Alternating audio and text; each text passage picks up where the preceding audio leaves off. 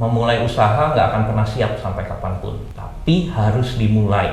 Jadi jangan menunggu, jangan berpikir, jangan terlalu banyak berhitung, konsisten, mau belajar, dan bertanggung jawab. Yang penting jangan berhenti, jangan putus asa, konsisten sama apa yang dijalanin.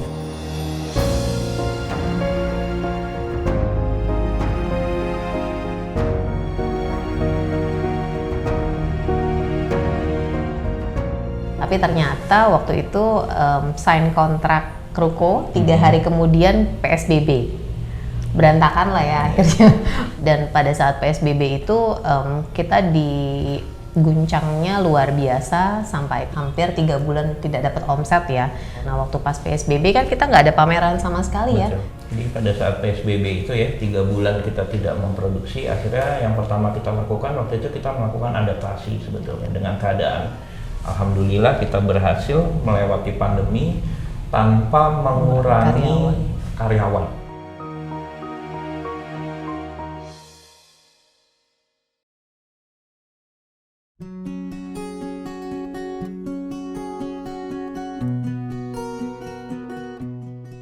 Saya Irena Suroso Putra, saya founder dari Coklatin Indonesia dan ini adalah suami saya. Saya Nugroho Suroso Putra, co-founder dari Coklatin Indonesia. Coklatin Indonesia berlokasi di Cipondoh, Tangerang. Coklatin berdiri tahun 2016. Awalnya sebetulnya saya ingin mengganti minuman favorit saya dari kopi ke coklat. Tapi seiring berjalannya waktu, saya juga mencoba menggali coklat ini kan Indonesia sebetulnya terkenal sebagai negara penghasil kakao terbesar ketiga di dunia. Nah, alangkah terkejutnya kita sendiri sebagai warga negara Indonesia, kita nggak tahu nih kalau kita ternyata punya potensi ini. Karena selama ini kan coklat identiknya dengan coklat Swiss, coklat Belgia, dari luar negeri lah ya. Coklat Indonesia belum terlalu banyak yang mengeksplor istilahnya. Nah, dari situ kami belajar tentang coklat Indonesia dan kami sangat tertarik untuk menggali potensi yang ada dari coklat di beberapa daerah di Indonesia. Sebetulnya ya berawal tadi ya dari kita mulai mencoba, lalu kita memproduksi dalam jumlah untuk konsumsi secara pribadi. Kemudian kita perkenalkan produk ini kepada lingkungan terdekat kita, keluarga, saudara, teman-teman di kantor ya. Ternyata wah enak juga ya coklat buatannya. Terus akhirnya kita melihat wah ini kayaknya lebih bisa untuk kita buat lebih serius lagi usahanya. Sehingga kita mulai belajar tadi mengenai coklat Indonesia. Akhirnya kami memilih coklat dari Sulawesi Selatan karena taste-nya yang kami berdua paling suka, lalu kami buat dalam 3 varian rasa ya. Dark coklat, creamy latte, dan sweet classic. Akhirnya kita juga pilih namanya tuh Coklatin gitu. Nah itu juga karena ini buah cinta kita, jadi seperti kita menganggapnya ini udah kayak babynya kita ya. Nah, Coklatin itu sendiri sebetulnya singkatan dari nama kita awalnya, Coklat IN, Coklat Iren Nugi. Dan wah begitu kita kasih tahu ke orang-orang, wah enak tuh, easy listening gitu. Terus bisa juga menjadi cintanya kita terhadap coklat Indonesia. Jadi Coklatin, coklat Indonesia.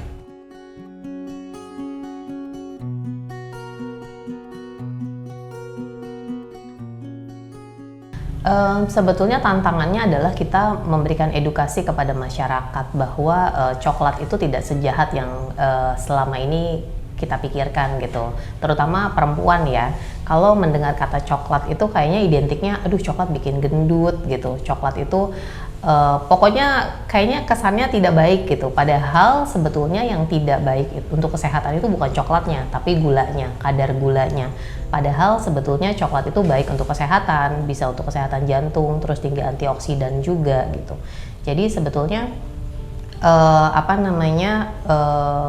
challenging ya buat kita untuk mengedukasi customer bahwa coklat itu tidak seburuk yang mereka pikirkan.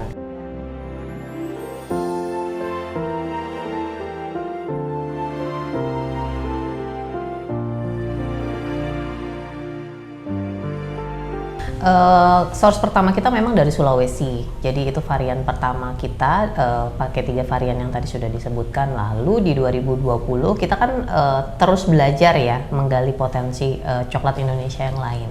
Di 2020 sebetulnya kita udah sering mendengar kata Criollo ya, kalau tulisannya Criollo dibacanya Criollo, tapi di 2020 kita memutuskan untuk menggali potensi yang lebih dalam lagi tentang varietas ini. Nah ternyata varietas Criollo yang ada ini merupakan salah satu varietas yang langka, yang hanya ada 10% di dunia. Bahkan sekarang di tahun 2022 varietasnya sudah menyusut menjadi 5% di dunia. Dan Indonesia punya, itu cuma ada di Jawa Timur. Akhirnya kita mencoba menggali potensi ke sana, kita hubungi petani di sana, kita lihat apa nih yang bisa kita kita jadikan produk seperti apa si varietas ini gitu. Nah setelah kita tahu bahwa si varietas ini mengandung cocoa butter yang tinggi, terus juga bitterness-nya juga rendah, kita melihat oh ini bisa kita jadikan satu varian baru lagi, tentunya yang lebih premium, yang signature-nya coklatin. Akhirnya 2021 launching lah varian Java Criollo. Nah Java Criollo ini keunggulannya adalah yang tadi pertama menggunakan salah satu biji kakao terbaik yang ada di dunia, lalu kita pemanisnya juga menggunakan palm sugar organik, dan kita menggunakan non dairy creamer yang tinggi akan serat pangan. Jadi kita memberikan varian terbaik lah ya istilahnya untuk masyarakat yang ingin mengkonsumsi coklat, terutama yang aware dengan gaya hidup sehat. Kalau saat ini sih produk fokusnya kita di bubuk minuman coklat dan juga coklat drink dalam kemasan ready to drink botol ya. Kedepannya kita sedang develop untuk coklat bar dan juga Coco Criollo Bits, Coco Criollo Bites sama Cacao Nibs. Jadi nibsnya itu nanti kita mau jadikan sereal. Cacao nibsnya kita jadikan sereal, dan sebetulnya kita juga lagi mendevelop untuk membuka outlet atau gerai di beberapa titik mall di Jakarta. Jadi kita memang pengen punya satu outlet di mall, terus nanti itu menyajikan semua produk olahan coklat ya. Karena terus terang mimpinya kita adalah kita mau membawa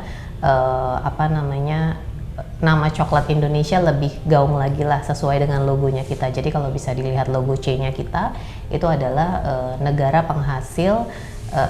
daerah penghasil coklat terbesar yang ada di Indonesia. Jadi mimpinya kita adalah one day si huruf C ini bisa dilihat dan orang tahu bahwa itu adalah coklat orang Indonesia gitu.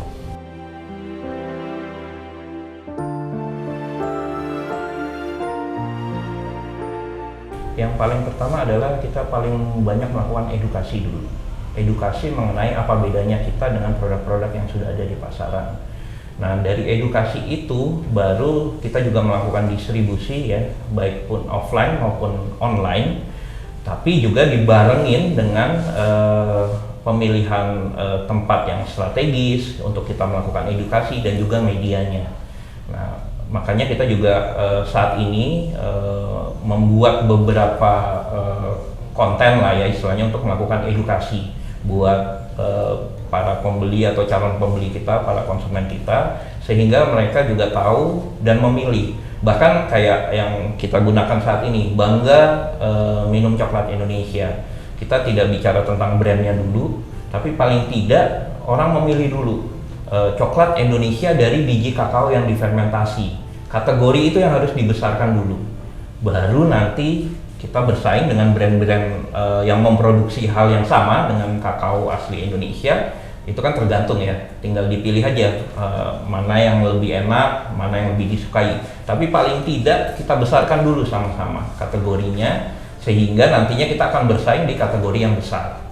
Dan penerimaan pasar juga cukup baik ya, pengalaman kita selama lebih dari 6 tahun ya saat ini. Bahkan di 1 tahun terakhir dengan Java Criollo ini kayak ada sesuatu hal yang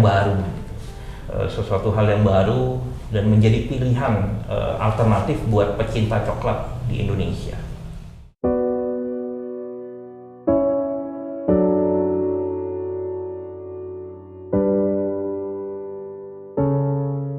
Titik terendah sebetulnya ada pada saat pandemi 2020. Jadi waktu kami memutuskan, dulunya Coklatin kan sebetulnya masih produksi di rumah.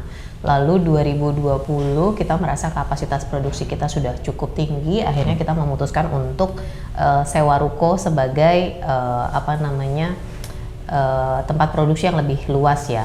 Tapi ternyata waktu itu sign kontrak ruko, 3 hari kemudian PSBB. Berantakan lah ya akhirnya, berantakan lah yang sudah kita kita susun targetnya mau ngapain aja. Dan pada saat PSBB itu kita diguncangnya luar biasa sampai 3 bulan, hampir 3 bulan tidak dapat omset ya. Karena pada saat dari 2016 sampai 2019 memang sebenarnya bisnis ininya kita, modelnya kita kan ke offline store ya, pameran-pameran gitu. Nah waktu pas PSBB kan kita nggak ada pameran sama sekali ya. Jadi stop pameran dan kita juga belum go online karena dulunya kita bikin usaha ini tuh kayak pengennya tuh berkahnya sama-sama. Jadi kita waktu itu memberdayakan para ibu rumah tangga dan juga pensiunan yang ingin memiliki penghasilan lebih. Kita memberikan kemudahan dengan reseller tanpa modal, lalu kita memberikan fasilitas pameran gratis sama agen-agen gitu. Jadi agen-agen senang banget nih dikasih stand gratis, terus kita bantu konten-kontennya. Jadi mereka benar-benar nggak menyiapkan konten sama sekali, foto produk, semua konten, bahkan sampai kita buatkan soft file untuk kartu nama dan lain sebagainya. Tapi kayak dihantam pada saat 2020 PSBB, tidak ada kegiatan pameran sama sekali, sementara kita belum siap untuk go online. Akhirnya waktu itu kita memutuskan, tadinya ruko ini kita jadikan untuk tempat produksi aja sama kantor, lalu kita memutuskan membuka satu mini outlet yang bisa orang datang gitu, untuk melihat showcasing produknya kita, sambil kita membangun online store-nya gitu. Jadi pada saat PSBB itu ya 3 bulan kita tidak memproduksi, akhirnya yang pertama kita lakukan waktu itu kita melakukan adaptasi sebetulnya dengan keadaan. Tren yang terjadi adalah orang banyak di rumah tapi maunya yang praktis. Jadi maunya minum tuh yang kita lihat yang udah jadi ya, mereka males bikin gitu. Oke deh, pertama kita bikin ready to drink yang 1 liter. 1 liter ya. Family pack. Lalu kita jual lewat online. Itu adalah penjualan online pertama kita. Jadi kita jualan yang ready to drink 1 liter. Ngakalin titiknya karena kita dulu juga WFH ya dari rumah, saya buka 5 titik pengiriman setiap harinya, sehingga ongkos kirimnya kita bikin flat, 20.000 ongkos kirimnya. Gitu. Akhirnya banyak yang beli dari sana. Lalu kita kan harus menguatkan konten-konten kita ya, karena orang beli di online beda sama beli di offline. Foto produk harus bagus, kemasan harus bagus dan lain sebagainya. Lahirlah sebetulnya kemasan ini. Jadi kemasan dan logo ini lahir sebagai produknya pandemi sebetulnya. Jadi kita melihat, ini kemasannya harus lebih bagus nih kalau dilihat di foto. Logonya harus lebih catchy lagi, menjual lagi, orang lebih ingat lagi brand awareness-nya. Jadi akhirnya kita membuat logo ini dan kemasan yang baru ini di tahun 2020 akhir, di 2021 kita launching. Dan kita, apalagi nih pembedanya untuk lebih beda lagi, lahirlah si Java Criollo. Jadi udah bedanya Coklatin sama yang lain apa? Langsung aja. Kita punya Java Criollo, yang lain belum punya. Baru yang lainnya kan ini, karena kan orang hanya ngebaca ya, nggak bisa sampel nih, nggak bisa ini. Jadi sesuatu yang dibaca menarik pasti atau dilihat menarik itu akan dicoba. Nah itu yang kita lakukan sebetulnya, beradaptasinya dari situ. Alhamdulillah kita berhasil melewati pandemi tanpa mengurangi karyawan. Walaupun kita sempat 3 bulan ya berhenti, tapi akhirnya kita lalui dengan baik. Di 2021 mulai bounce back, 2022 alhamdulillah keadaan juga semakin baik. Ya mudah-mudahan ini akan lebih baik lagi di tahun 2023.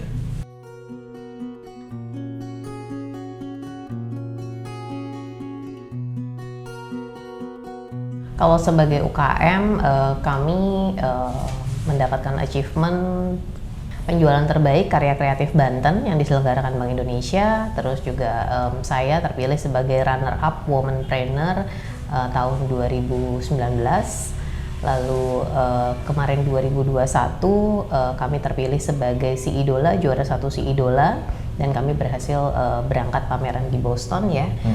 Dari pencapaian itu, lalu kami juga mendapat juara 3 kategori the best achievement komitmen buying dari Bank BRI, dan yang terakhir pencapaiannya adalah juara kedua Lomba Wirausaha Muda Syariah 2022 dari Bank Indonesia Banten. Kalau di marketplace kita sudah tersedia di seluruh marketplace, Tokopedia, Shopee, Blibli dan yang lainnya. Lalu untuk di offline store-nya bisa didapatkan di Ruko Gria Permata, di M Block Market, di Growell, terus Total Buah, Diamond Supermarket, dan sekarang sedang menjajaki Hero dan juga KKV ya. Ya. Kalau untuk kafe-kafe kita juga udah sampai ke Padang ya. Jadi Padang kita ada kafe, kemudian ada di Jakarta sendiri, Labuan Bajo, ada di Semarang juga, dan di Surabaya ya. Nah, sedangkan kalau untuk di luar negeri kita sudah sampai di Hong Kong, Singapura, Taiwan, dan terakhir kita kirim ke Boston, Amerika Serikat, produk kita dalam bentuk sachet yang Java Kriu. Kalau untuk market sebenarnya kita memang membidik pasar premium, tapi juga banyak juga customer kita juga dari tidak terlalu kalangan medium premium juga ya. Nah, kalau untuk hampers sendiri kita memang memproduksi hampers pesanan kayak gift corporate. Jadi memang kalau misalnya ada perusahaan yang meminta kami membuat hampers untuk acara tertentu, untuk goodie bag, itu selama ini kita bisa menyediakan gitu. Kapasitas sekarang di 1,5 ton per bulan ya, kapasitas produksi kita. Tapi kita juga siap untuk menerima lebih dari itu ya. In totally kita bisa sampai ke 5 ton.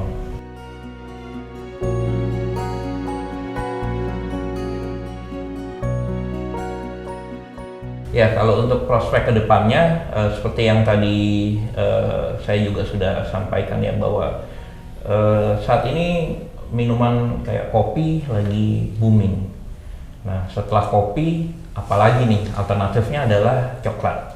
Nah, konsumsi coklat di Indonesia saat ini terus meningkat. Di tahun 2016 itu sekitar 0,3 kilo per orang per tahun.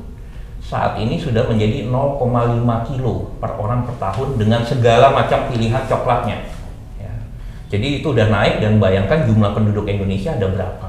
Jadi nilai konsumsi yang tinggi dan semakin meningkat dibarengi dengan pilihan bahwa coklat Indonesia yang difermentasi menghasilkan produk yang lebih berkualitas dan lebih premium dan lebih baik untuk kesehatan, pasti akan menjadi pilihan mereka.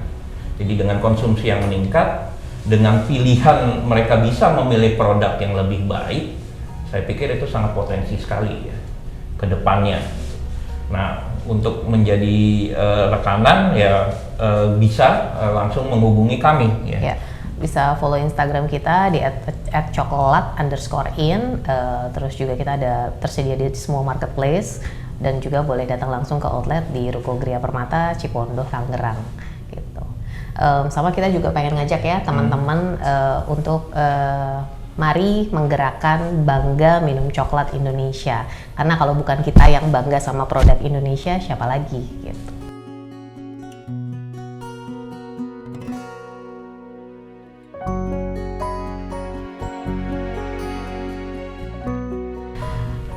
Jangan berhenti, konsisten sama apa yang dijalanin. Jadi kalau kita memang punya prinsipnya kita konsisten ya. Betul. Jadi kalau sudah punya produk, terus merasa pede dengan produknya, terus gali apalagi sih yang bisa digali dari produk yang sudah kita punya gitu. Lalu perbanyak networking, jejaring, ikut kegiatan apa aja. Karena saya dulunya juga follow-followin Instagram kementerian, dari situ kita dapat banyak informasi, terus kita ikut kegiatannya, punya banyak teman. Nah, dengan sendirinya networkingnya kebuka kok. Yang penting jangan berhenti, jangan putus asa, tetap konsisten, tidak ada yang mengkhianati proses lah, tidak ada hasil yang mengkhianati proses. Insya Allah nanti akan ada kok reward yang kita dapat ya, gitu kalau kita konsisten menjalaninya gitu. Nah, untuk teman-teman yang belum memulai dan masih berpikir untuk memulai, kalau saya cuma satu sih, mulai aja. Jadi jangan menunggu, jangan berpikir, jangan terlalu banyak berhitung, karena hambatan itu bukan dari luar, tapi hambatan itu ada di dalam. Jadi hambatannya itu dari kita sendiri. Memulai usaha nggak akan pernah siap sampai kapanpun, tapi harus dimulai. Tadi konsisten, mau belajar, percaya, ya, dan bertanggung jawab, lakuin aja. Insya Allah pasti ada jalannya, dan juga tetap membina hubungan dengan yang lain.